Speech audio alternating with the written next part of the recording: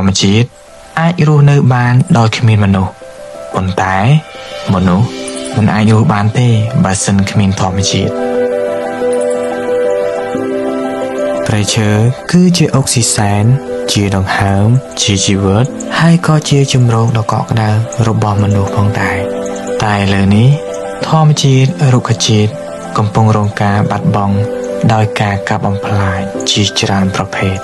ពិភពលោកកាន់តែឡើងកម្ដៅក្ដៅទៅ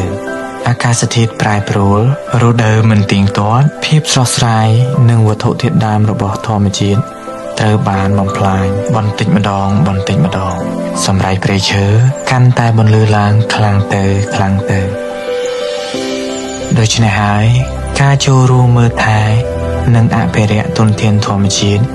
គឺជាទូនាទីរបស់មនុស្សយើងទាំងអស់គ្នាការចូលរួមមើលថែនិងអភិរក្សធនធានធម្មជាតិមិនមែនដើម្បីតែធម្មជាតិទេតែដើម្បីមនុស្សដើម្បីជីវិតនិងដើម្បីភពផែនដីរបស់យើងហើយក្នុងនោះក្រុមហ៊ុនព្យុងអនាម័យអេកូ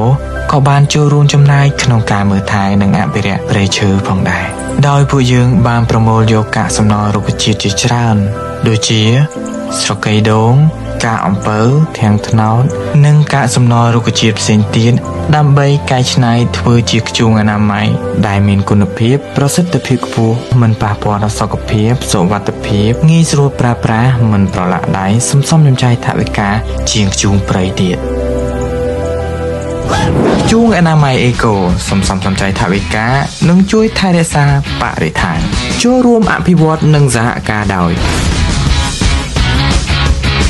Let's go!